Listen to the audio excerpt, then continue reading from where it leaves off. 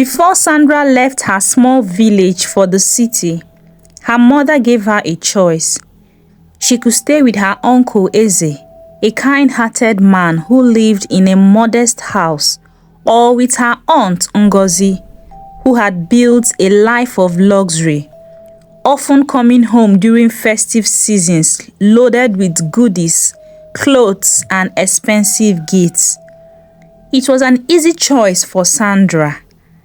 Her aunt's glamorous life, filled with gifts and promises of a better future, seemed irresistible.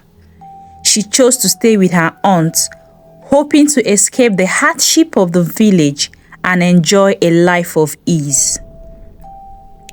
Sandra's heart was filled with excitement as she stepped out of the small dusty taxi.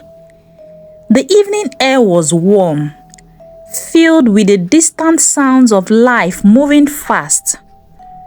She adjusted her small bag on her shoulder while checking the little note her mother had given her for directions to her aunt's house. Her mother's last words before she left home played in her mind. "Ngozi, my sister, is rich. Now you will live in a big house, eat good food, and go to school like her children, and you will be established in life." 14-year-old Sandra believed her mother. She believed in a better life awaiting for her at Auntie Ngozi's house. She missed her way as she knocked on the wrong gate. The gate man, a very cheerful man, now directed her to her aunt's gate based on the description she was holding. She now knocked on the gate and a security man peeped through the small opening. "Who are you?" he said harshly. "I am here to see my auntie, Madam Ngozi. My name is Sandra." The man sized her from head to toe, noticing her faded dress and dusty slippers. He ran to inform Madam Ngozi, who obliged him to let her in because they had been expecting Sandra over a week ago. Without a word, he opened the gates, leading her into a massive compound with cars parked neatly in rows. Sandra's mouth fell open. She had never seen such a house before. Before she could get in front of the door swung open, and there stood Auntie Ngozi, dressed in a flowing gown, her gold jewelry glittering under the porch light. But instead of the warm welcome Sandra expected, her aunt's face twisted in displeasure. "You're just arriving now? I sent your mother transport money last week. What took you so long?" I came as soon as I could," Sandra stammered. Ngozi said harshly, "Get inside and wipe your feet. Don't dirty my floor." Inside the house was even more beautiful. White tiles shining, marbles and walls, and a scent of expensive perfume in the air. Sandra's cousins sat on a long couch, pressing their phones, barely sparing her a glance. Not even a welcome from them as she greeted them with a warm smile. Then a man walked in, tall, dark, and well-dressed. It was Madam Ngozi's husband, Mr. Obonna. "Oh, the village girl has finally arrived," he said, smirking his eyes, scanned her the same way someone would look at an old shoe. "I hope she won't be a liability." "No, she will be useful," Ngozi said sharply. "Very useful." That night, Sandra lay on a small mattress on the floor, and the room was meant for storage. No bed, no blanket. The cold floor bit into her skin as she curled up, confused. Her mother had said she would live like family, But from the way her aunt spoke, from the way her cousins ignored her, she wasn't sure anymore. Tomorrow would tell, but deep down, she already knew. Sandra woke up to a sharp knock on the door. "Wake up! Do you think this is your mother's house where you sleep all day?" Ngozi's voice was sharp and impatient. "Will you go to the kitchen and wash the place before my children wake up?" Rubbing sleep from her eyes, Sandra hurriedly stood up. Her back was aching from the hard floor. She moved quickly, remembering disappointment in her aunt's eyes. She stepped into the kitchen and peeped into the sink. It was piled high with dirty plates, greasy pots, and leftover food. Her hands trembled. Back home, she helped her mother cook and clean. But this was different. She picked up the first plate and started scrubbing. The smell of the dried soup and oil clung to her nose. But she kept going. She wanted to prove to her aunt that she was useful and that she deserved to be here. Hours passed.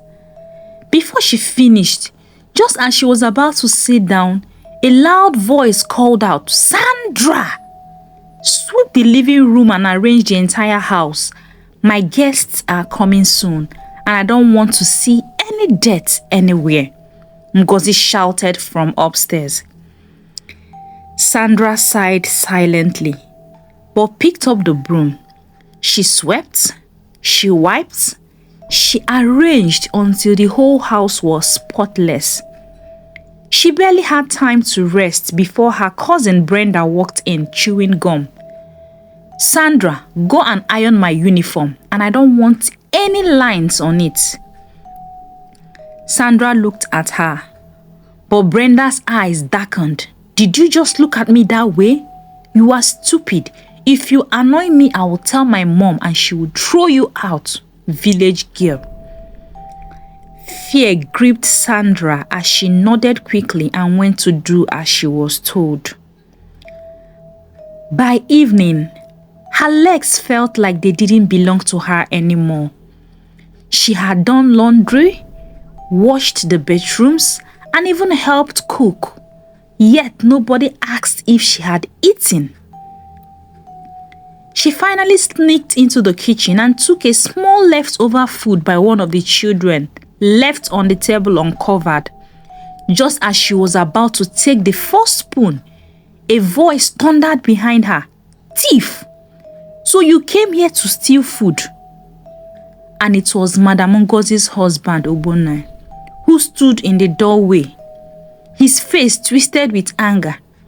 "No, sir. Shut up. So after all the food you're eating here, your aim is to still eat us dry. Will you drop that food now? Don't you know that it is for the dogs?" Now tears welled in Sandra's eyes as she slowly placed the food back on the plate.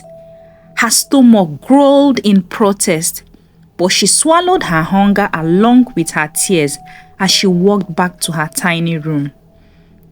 She wondered, is this really the new life?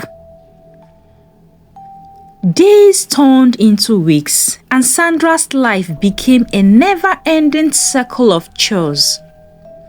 Insults from morning till night. She scrubbed, washed, cooked, and served. Yet, no matter how hard she worked, it was never enough.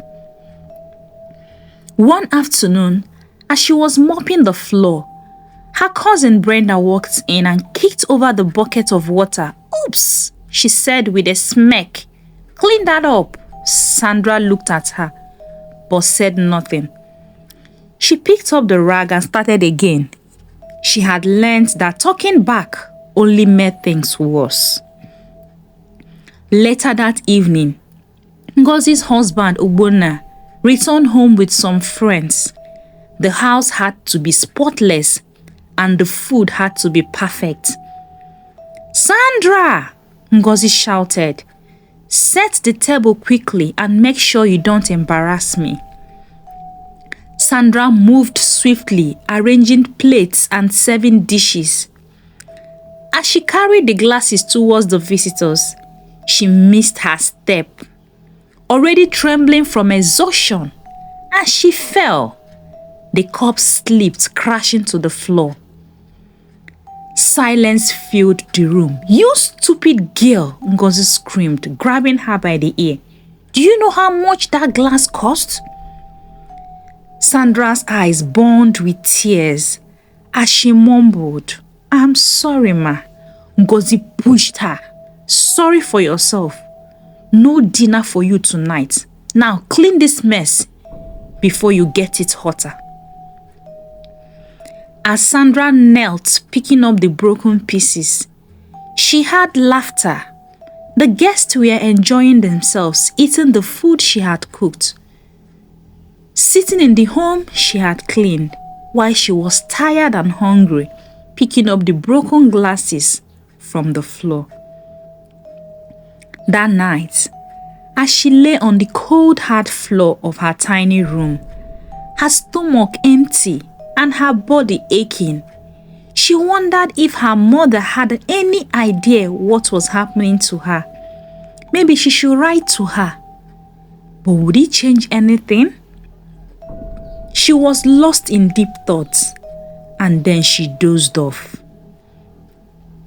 The morning sun streamed through the window, but Sandra didn't feel its warmth. She forced herself up despite the pain in her arms and legs. Today will be like every other day, endless work and insult. She was halfway through scrubbing the bedroom when Ngozi stomped in. "Sandra, what is this nonsense?" she barked, pointing at a tiny speck of dirt near the sink. I was just about to clean it, ma," Sandra stammered.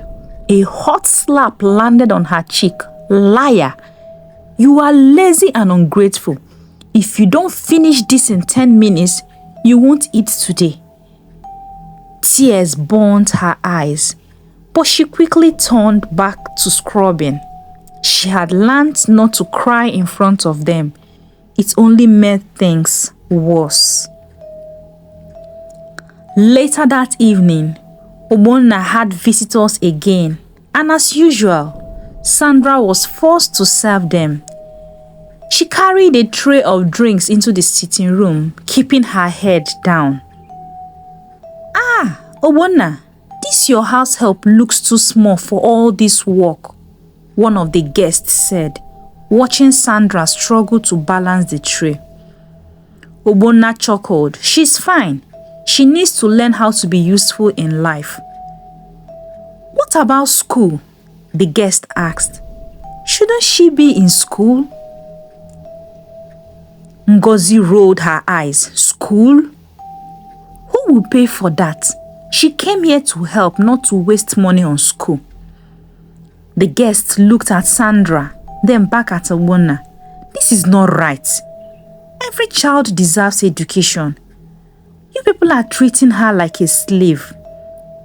Sandra's heart pounded. No one had ever defended her. Before she stole a glance at the man, he looked kind, different from the others who ignored her suffering. Ngozi scoffed. "This is a family matter. Let's talk about something else." But the man wasn't done. Ngozi gave her a wicked look and she rushed back to the kitchen and started eavesdropping to know where the conversation will end. The guest continued. "Ogbonna, I insist. I will personally sponsor this girl's education. Don't refuse that. I am led to do that." The room fell silent. While inside the kitchen, Sandra's hands shook. Was this real? Would she finally get a chance to go to school? Ngozi's face darkened, but she forced a smile. "Ah, Oga Chidi, No problem, oh, since you insist. She called Sandra into the sitting room and repeated what Mr. Chidi said. And with a cold glare, she added, "You better not waste this opportunity." Sandra could barely breathe. For the first time in a long time, she had hope again. She sat in the corner of the room, her heart racing with joy. Was this really happening? Someone was finally standing up for her. Though she could see anger in her aunt's eyes, but she didn't care. For the first time, there was a light at the end of this dark tunnel. Mr. Chidi was troubled in his heart when he got home, because he was still believing God to bless him with the fruit of the womb and couldn't stand to watch a child being maltreated that way. He barely slept all through the night, and the next morning, Mr. Chidi arrived early to fulfill his promise. "Sandra, get ready. We are going to enroll you in school today," he said firmly. Ngozi forced a smile. "Oh, Mr. Chidi, no need to rush. She has many chores to do. Maybe next month." "No," he insisted. "I insist a girl's child education is not something to delay. Let's go." Sandra quickly wiped her hands on her dress, changed into something better, and followed him. Her heart pounded with every step. She was going to school. Now they arrived at a modest but decent school in the heart of Abuja. The headmistress, a strict-looking woman with kind eyes, welcomed them. "So you want to start school?" she asked Sandra. "Yes, ma," she replied, her voice barely above a whisper. "Do you know how to read and write?" the headmistress asked. Sandra nodded and said, "A little, ma. I used to go to school before I came to stay with my aunt." The headmistress nodded. She was quickly assessed, and the headmistress said she would be placed in the right class. "Work hard and don't disappoint us," she added, and Sandra nodded eagerly. "I won't, ma. Thank you." Mr. Chidi paid the fees and bought her school supplies. For the first time in years, she had held brand new books in her hands. She couldn't stop staring at them. She thanked Mr. Chidi over 1,000,000 times with tears of joy streaming down her face. As he left the school, Mr. Chidi turned to her and said, "Sandra, this is your chance to change your future. Please make good use of it." Tears welled up in her eyes. "I will, sir. Thank you." When they returned home, Ngozi barely spoke to her, but Sandra didn't care. She had something bigger to focus on now. The next morning, she wore her new school uniform. It felt strange but wonderful as she stepped out of the house. Brenda sneered, "Look at you. Do you think going to school would change anything? You always be the village girl that you are." Sandra didn't reply. She just walked past her and out of the door. For the first time in years, she felt free. Sandra stepped into the school compound, her heart filled with excitement and fear. She had dreamt of this moment for so long, but now that it was happening, she felt out of place. She had mixed feelings. Would the other students laugh at her? Would they know she had been a house help? Would they know that she is a village girl? She gripped her books tightly as she walked into the classroom. The teacher, a middle-aged woman with a gentle smile, gestured for her to come forward. Class, we have a new student joining us today, and her name is Sandra. Please make her feel welcomed. A few students whispered among themselves, but one girl, Nena, smiled at her. Come, you can sit next to me. Relieved, Sandra took the seat beside her. The lessons began, and though she struggled at first, but she listened carefully, determined to catch up. She would not waste this chance. Days turned into weeks, and Sandra poured her heart into her studies. She woke up at midnight to read. She still wakes up earlier than everyone else to complete her chores before going to school. No matter how tired she was, she refused to give up. Her teachers noticed her determination, and soon she was catching up with her classmates. One afternoon, as she was solving a mathematics problem on the board, the teacher clapped. Well done, Sandra. That's correct. Keep it up. And for the first time in a long time, she felt proud of herself. One evening, back home, Laura and Brenda, her sister, were not pleased. So now you think you are better than us because you go to school, Laura sneered, as Sandra sat in the corner revising her notes in preparation for her first summative test. Sandra kept quiet. She knew better than to argue. You better not fail, Ngozi added. After all, Mr. Chidi went through a lot to fix you in school, so don't disgrace us. Sandra nodded, but deep inside, she made a silent promise. She would not fail. She would make something of herself, no matter what it took. Sandra's routine became a circle of hard work, endurance, and silent victories. She would wake up before dawn, complete her chores, and rush to school, always making sure not to give her aunt any reason to complain. But no matter how much she tried, they still found something to criticize. One evening, as she was washing the dishes, Brenda walked into the kitchen. You think going to school will change anything? You are still a servant in this house, a village girl for that matter. Sandra ignored her and continued washing the place. She had learned that responding only gave them more power to say unkind words to her. Look at you acting like you're special. Let's see how long you last before you will drop out. Sandra swallowed hard, refusing to let the words sink in.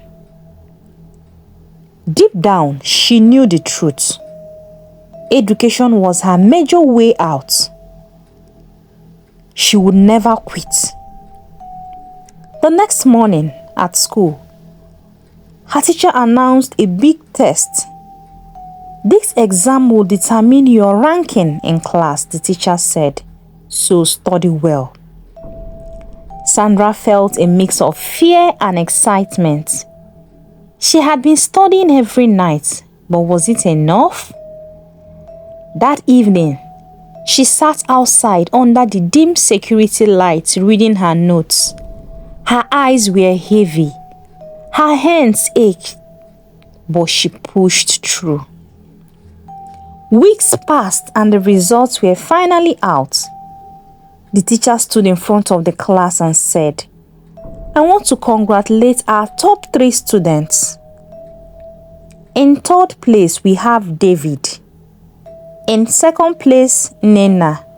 And in first place, the teacher paused, scanning the paper, and then said, Sandra. Sound screams filled the classroom. Sandra's eyes widened. Did she hear correctly? The teacher smiled. Well done, Sandra. You've made a great progress. For the first time in a long time, she felt seen. She had worked for this moment, and thank God she has earned it.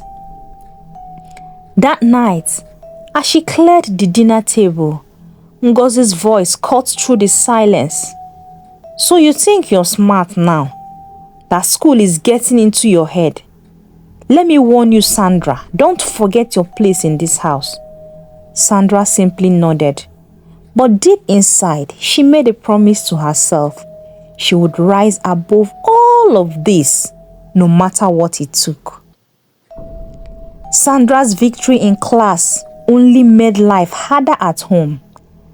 Ngozi, Brenda, Laura were relentless, looking for any excuse to frustrate her. They made her to do extra chores, barely let her sleep, and even tried to hide her school books. But Sandra refused to give up. One evening, as she ironed their school uniforms, Brenda snatched Sandra's notebook from the table and flipped through it carelessly. So you think you're a genius now? What are you even writing in this book? She mocked. Sandra remained silent, her hands gripping the iron tightly. She had learned to pick her battles. Brenda tossed the book into the floor. Clean up that house, girl. Sandra bent down to pick up her notebook and dusted it off. On returning to the iron, she placed it on the school uniform and it got burnt. Laura immediately ran and reported to her mother. Before Sandra could explain that it was not intentional, she had received 3 hot slaps with lots of unkind words. She went to school that morning in tears and without breakfast. But she would not let their words stop her. At school, her teacher, Mrs. Okafor, noticed how tired and worried Sandra looked. Sandra, is everything okay? You seem distracted. Sandra hesitated before nodding. I'm fine, ma. Mrs. Okafor didn't believe her, but she didn't push instead. She handed Sandra a small packet of biscuits. Eat something, you're doing well, but you need strength. Sandra's eyes welled up. It had been a long time since anyone showed her kindness. She responded, thank you, ma. That evening, she studied harder than ever because the upcoming exam were crucial to move her to her next level, and she refused to let anything hold her back. She wrote notes in the dim glow of the security lights, her mind sharp despite her exhaustion. Weeks later, the exam results were announced. Sandra had not only topped her class again, she had the highest score in the entire school and region. Her teacher beamed with pride. Sandra, the principal wants to see you. Sandra was surprised. She had been dealing with the headmistress all this while. Now the principal. Sandra's heart pounded as she entered the office. The principal, an elderly man with a warm smile, and her headmistress was also seated there too. He told her to sit down, young lady, congratulated her for all her efforts, and told her, you have a gift. Your hard work is inspiring, and we have decided to give you a full scholarship. Your school fees, books, uniforms will all be taken care of at the secondary level. He went ahead to give her the option of staying in the school's hostel too. Sandra was shocked. Sir, are you serious? The principal chuckled. Very serious. Keep working hard, my daughter. That night, Sandra couldn't sleep. Not because of exhaustion, but because for the first time in a long time, she felt hope. Real, tangible hope. Already when she got home that evening, she was bursting with excitement. A full scholarship? It felt unreal. But as she stepped into the house, her joy faded. Ngozi was standing by the door with arms crossed, a frown on her face. "Where have you been?" she demanded.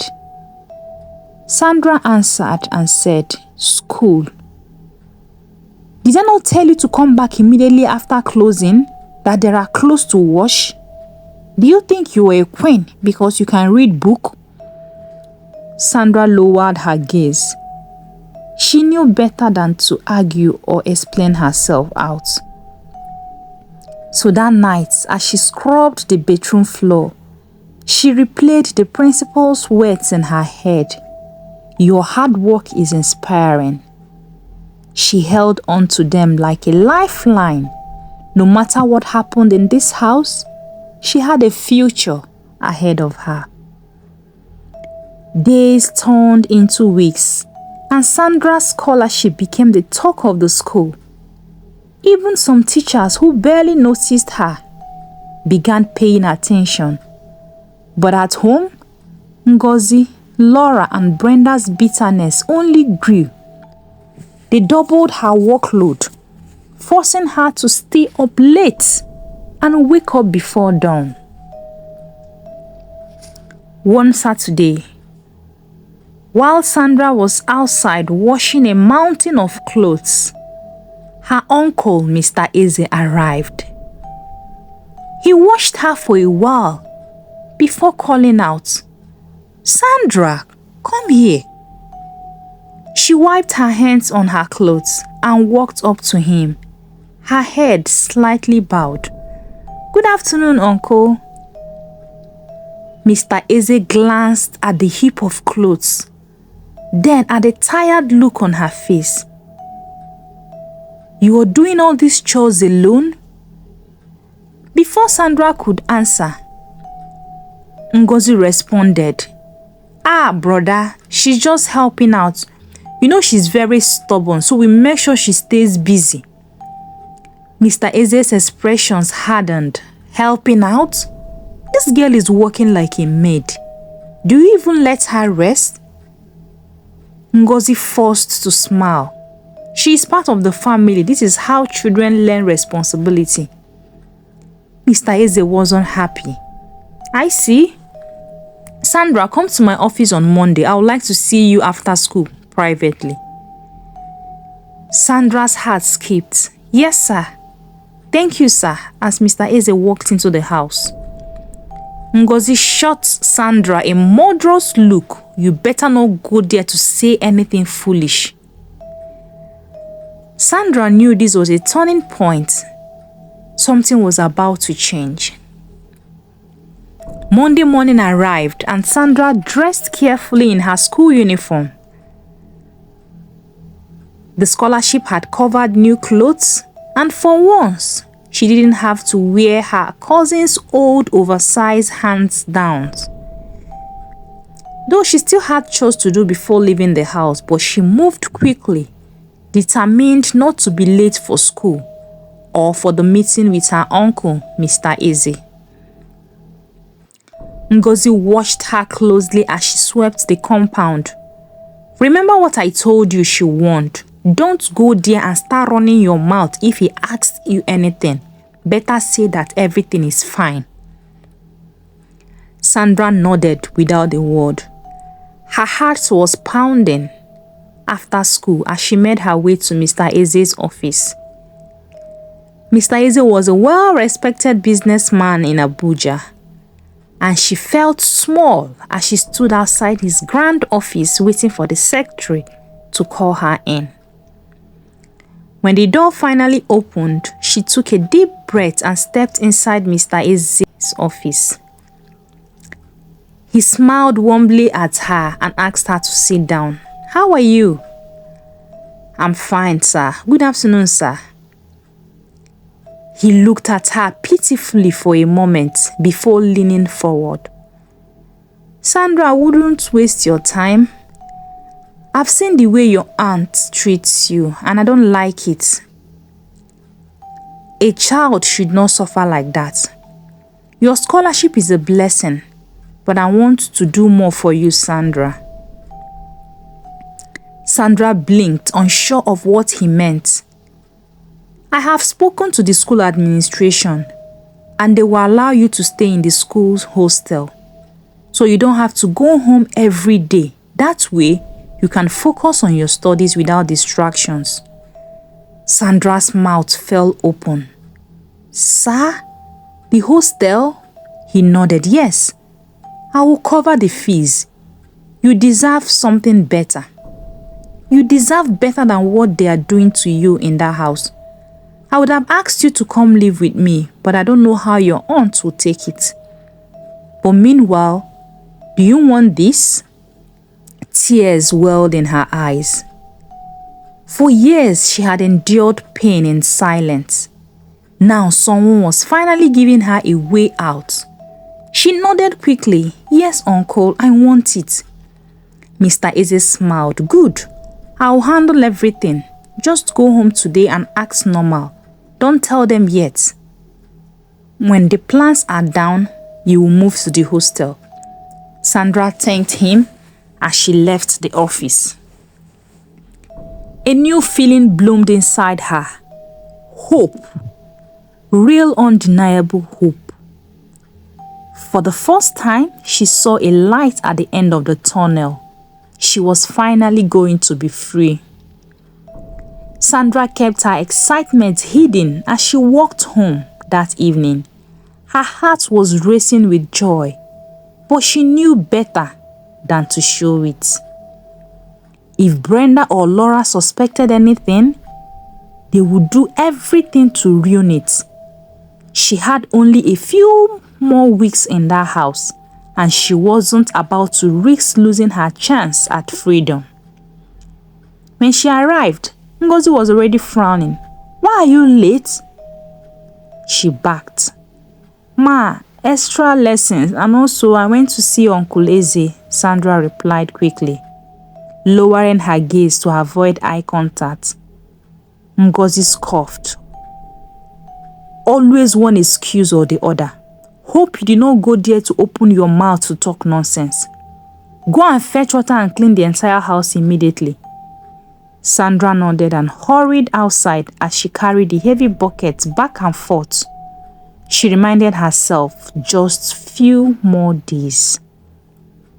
That night, as she lay on the tin mattress in the corner of the room she shared with Laura, she couldn't sleep. She kept imagining what it would feel like to live in the school hostel. No more waking up before dawn to clean, no more insults, no more eating leftover food. She kept thinking about all this. The next morning, she kept her routine. She scrubbed, cooked, ran errands. Ngozi didn't suspect a thing. But as the days passed, Sandra couldn't ignore Brenda's suspicious look. Now, one of the nights, as they lay in the room, Laura suddenly turned to her. What's going on with you? She asked, her voice low but sharp. Sandra stiffened. What do you mean? You've been acting strange. You don't look as miserable as before. Did something happen? Sandra forced a small laugh. Nothing, oh. You are lying, Laura cut in, sitting up. Tell me the truth. You know you can always confide on me. It will be a top secret. Sandra's breath caught. If her aunt finds out elsewhere, before the final arrangement Uncle Eze is planning, it will be very hot on her. She decided to let the cat out of the bag. Fine. I got a hostel space at school and I'll be moving in soon. Please don't tell your mom yet. I have plans of telling her once it is finalized. But you better pray she doesn't find out another way. If she does, you won't leave this house in one piece. Sandra swallowed hard. She had to be careful. Just a few more days and she would be free. That weekend, Uncle Eze visited her aunt's house. Sandra, exhausted and overworked, was scrubbing the floor with a weary expression when he arrived. His heart broke for her. This was not the life he had envisioned for his niece.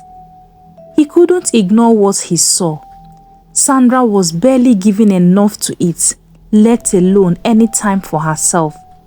Her spirit was slowly being crushed. Her uncle approached her aunt about Sandra going to the hostel, but he already knew the answer. He had seen enough, and it was time for a change. Uncle Eze reached out to Sandra's mother, explaining the situation and urging her to come to the city to take Sandra out of Ngozi's home. Since Sandra had secured a scholarship for school, this would be the perfect opportunity to get her out of the toxic environment and give her a chance to thrive. Her mother agreed, and shortly after, she arrived the city. Her uncle made the necessary arrangements for Sandra to move out. Sandra was now going to live in a school hostel. Her uncle, who had always been supportive and loving, made sure that Sandra was settled into the hostel where she would be free from the harsh environment her aunt had created. In the hostel, Sandra found peace, an opportunity to focus on her education, no longer weighed down by endless chores and verbal abuse. She could concentrate on her studies. She poured her heart into her academics, studying long into the night, determined to make something of herself. She made great strides in school, impressing both her teachers and classmates with her hard work.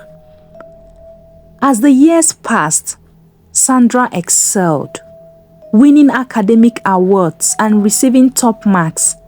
Her uncle was always there to support her, ensuring she had everything she needed to succeed.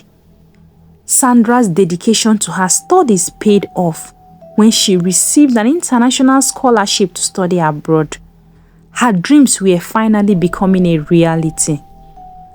When Sandra returned home after completing her education, she was no longer the scared little village girl who had arrived in the city years ago. She was strong, confident, a successful woman with a degree and the skills to change her life. She had built a thriving business and was financially independent. Her wealth and success were evident.